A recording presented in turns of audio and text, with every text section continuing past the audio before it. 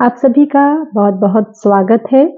आज हम आपके लिए जयसीकृत पद्मावत के मानसरोवर खंड के एक और पद्यांश की व्याख्या लेकर आए हैं।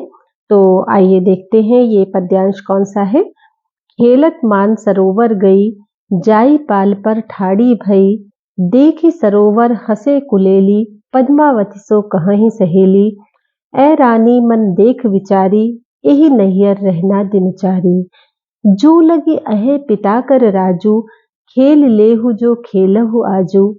पुनि सासुर हम गवनव काली, कित हम कितिये सरवर पाली। कित आवन पुनि अपने हाथा, कित मिलके खेलब एक साथा। सासु ननद बोलई जिय लेही, दारुन ससुर ननसरे देही। पियु प्यार सिर ऊपर, पुनि सो करे दहु काह। दहु दुख राखे कि सुख, दहु कस जन्म निवाह। इस पद्यांश में कवि जायसी ने चित्रण किया है कि पद्मावती और उनकी सखियां मानसरोवर पर पहुंच जाती हैं और मानसरोवर पर जाकर के वो उसके किनारे पर खड़ी होती हैं और मानसरोवर के जल को देख करके वो सब हंसी ठिठोली करती हैं, प्रसन्न होती हैं, खुश होती हैं और उनके मन में विचार उठता है कि आज जो हम सब मिल करके यहाँ आए हैं, केली क्रीड़ाएं कर रहे हैं और कल को फिर हम लोग ना जाने कहाँ होंगे, सबका अलग-अलग विवाह हो जाएगा। तो फिर हम इस तरह से इकट्ठे होकर के और इस तरह से आनंद नहीं मना पाएंगे। इसमें नारी जीवन की वास्तविक स्थिति का चित्रण किया है, उसके जीवन की वास्तविक जो दशा होती है उसका चित्रण किया है तथा लौकिक चित्रण के माध्यम से परलौकिक जीवन का भी संकेत किया है, परलौकिक चित्रण किया है इसमें। तो जैसी इसमें कहते हैं कि खेलत मानसरोवर गई, जाई पाल पर ठाड़ी भई, यानी पद्मावती और उनकी सब सखियां खेलत मानसरोवर गई, यानी खेलते खेलते, यानी हंसी ठिठोली करते हुए, आनंद मनाते हुए पद्मावती और उनकी सब सखियां मानसरोवर पर पहुंच जाती हैं और फिर जाई पाल पर ठाड़ी भई और वहां जाकर वो सरोवर के पाल पर यानी किनारे पर जाकर खड़ी हो जाती हैं।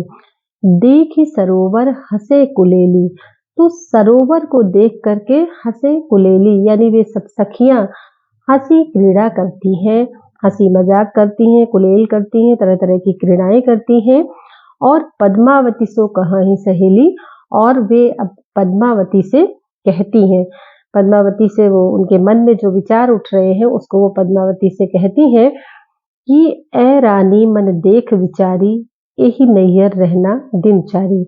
क्या कहती हैं कि वास्तविक सामाजिक जीवन का चित्रण करते हुए वो कह रही हैं कि ऐ रानी मन देख विचारी, कि हे रानी जरा मन में विचार करके देखो, जरा मन में सोच करके देखो कि यही नैहर रहना दिनचारी, कि हम लोगों को अपने नैहर में, नैहर यानी मायके में, माता पिता के घर पर रहना दिनचारी यानी 4 दिन अर्थात बहुत थोड़े समय रहना है।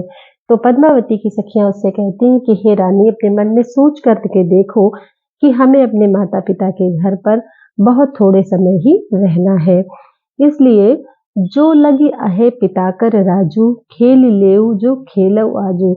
इसलिए वो कहती है कि आज जो वर्तमान में हमारे पास समय है और हम सब यहाँ इकट्ठा हैं, तो इसलिए जब तक जो लग अहे पिता कर राजू, यानी जब तक हमारे ऊपर पिता की छत्र छाया है, हम अपने पिता के घर पर हैं, तो हमारे लिए स्वतंत्रता भी ज़्यादा है और हम अपने मन की इच्छा पूरी कर सकते हैं। तो इसलिए जब तक हमारे ऊपर पिता की छत्र छाया है या पिता के संरक्षण में है हम, तब तक जो जो खेल खेलने का मन हो वो आज ही खेल लें। खेल ले हुजू खेलऊ आजू, यानी जो भी खेलने का मन हो, जो भी करने का मन हो, आज हमारे लिए स्वतंत्रता ज़्यादा है, तो हम जो भी खेलना चाहें, जो भी करना चाहें आज कर लें, क्योंकि फिर कल क्या होगा, यानी थोड़े ही समय के पश्चात क्या होगा कि पुनि सासुर हम गवनव काली, कित हम कितिये सरवर पाली, क्योंकि थोड़े ही समय पश्चात हम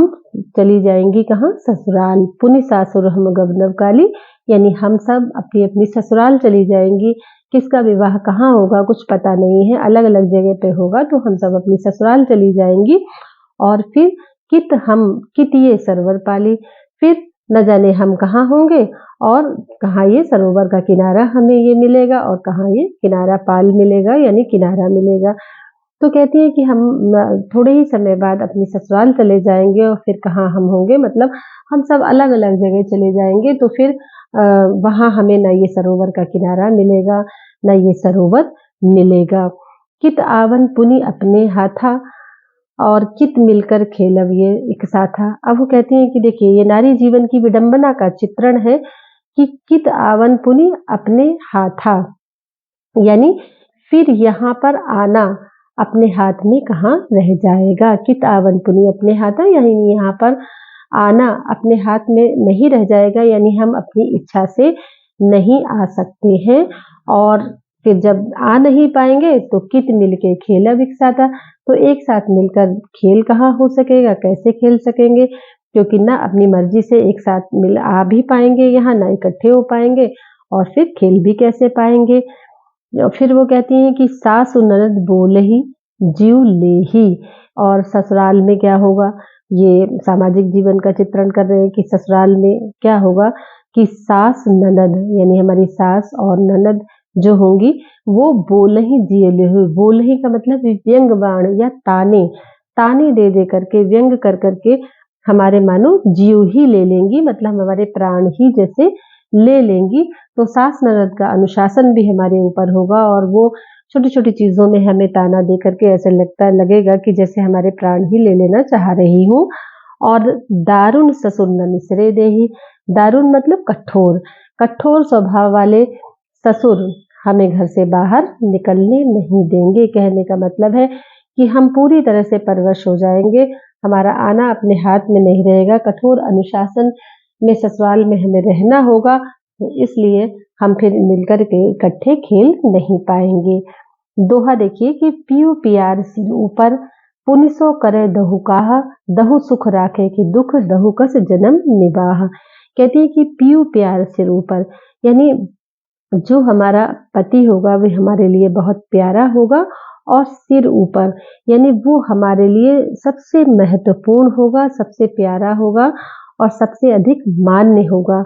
पुनिसो करे दहु काहा, लेकिन वह भी न जाने किस प्रकार का व्यवहार हमारे साथ करे। पुनिसो करे दहु काहा, यानी ना जाने वो हमारे साथ कैसा व्यवहार करेगा। तो कहती है कि ससुराल में सबसे ज्यादा प्रिय हमें अपना पति होगा, वही हमारे लिए सबसे अधिक सम्मान्य होगा, लेकिन उसके बारे में भी हम नहीं जानते कि वो हमारे साथ कैसा व्यवहार करेगा। दहु सुख राखे कि दुख, ना जाने वो हमें दुख से सुख से रखेगा या फिर दुख से रखेगा।